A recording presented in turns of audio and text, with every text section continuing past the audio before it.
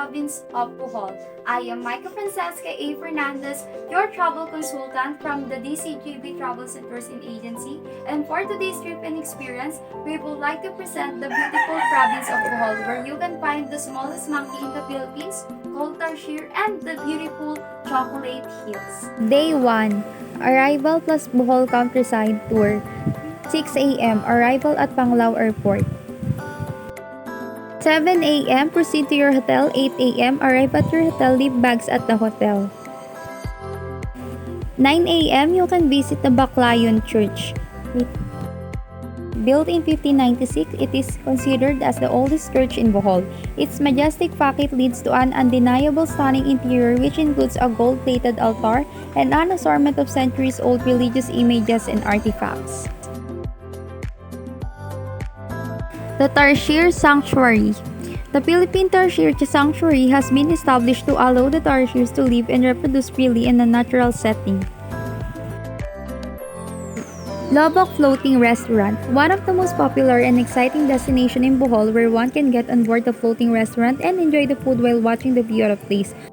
Tourists will surely enjoy their buffet meal that costs only 450 pesos per pax. After having a good lunch at the Lobok River Cruise Buffet, you can now visit the Butterfly Garden. A butterfly house is a facility which is specifically intended for the breeding and display of butterflies with emphasis on education.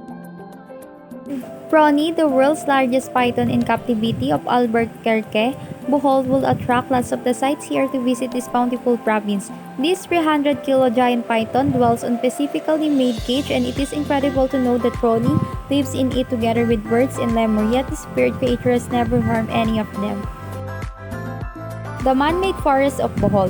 The Bohol Mahogany Forest, commonly known as Bilar Forest, is a man-made forest created in the 2-kilometer stretch of densely planted mahogany trees, located on the border of Lobok and Bilar towns in Bohol. And for our last trip in this part 1 of our adventure in Bohol, let us now go to the Chocolate Hills. It got its name from its strange yet unique formation and rich vegetation that turns into chocolate brown during the dry months. Hence, the name, the Chocolate Hills, is declared as the Philippines' third national geological monument and is dubbed as an eighth wonder of the world. So before you go home or before you go back to your hotel, we are now proceed to the souvenir shop. So you can find kalamay, broa or ladyfingers, bibingka, maruya or banana fritters, biko or torta, or other peanut kisses and ube, so you can take it to your home. If you're planning on a trip to Bohol, then one of the things you should never miss is an island hopping tour. There are over 70 islands and islets off of the shores of Bohol, each offering its very own distinct characters. Kayak your way into one of Bohol's most important mangrove rivers and oldest mangrove forest. Paddle through an enchanting mangrove tunnels under the canopy of a century-old grove. Discover Panglao Island hopping, diverse marine life during the sea turtle and snorkeling experience. Ride a boat along Bohol's scenic coast and meet with dozens of playful bottlenose and spinner dolphins. Why is Balikasag Island best for snorkeling? Balikasag Island is one of the top diving spots in the Philippines for scuba diving tours for certified divers because of its sea turtles, and should not be missed when planning your diving tours in the country. And for our last day trip in Bohol, we are now here in the Hinagdanan Cave. It's made of limestone. Its entrance is a hole about 1 meter in diameter, visible from a limestone hill. Cement steps lead to the interior. The cave is slippery, but there's a rope railing to hold on to. The cave is filled with sleeping birds in small holes in the ceiling. Dawi's Church, also known as the Church of Our Lady of the Assumption, is located in Dawis, a small peaceful town from the island of Panglao. It was declared as a National Historical Landmark by the National Historical Commission. Dawis Church was built in 1697 by the first Spanish missionaries. It was founded by Father.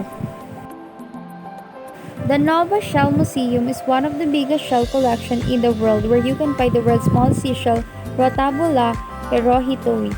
The shell was named after Emperor Hirohito of Japan. The shell itself is so small that the use of magnifying glass is recommended to see the shell in its glory. The Bohol Bee Farm is a very cozy and relaxing place on Panglao Island. Owner and chef Vicky Wallace prepares delicious meals from organically grown vegetables on her farm, from squash muffins, vegetable lasagna, to her very specially brew coffee from roasted corn and wild berries. Bolod Beach is located at Barangay Bolod and situated on the south side of the island. About 2.5 kilometers east of Alona Beach, the beach has a 1.5 kilometer stretch of a white sand, the largest shoreline in the area. Thank you for listening for our short itinerary video. I hope that you enjoy your today's traveling adventure with Bohol, and thank you for the help of our travel and agency company. Once again, I am Micah Francesca A. Fernandez, your travel consultant, and have a good, safe day.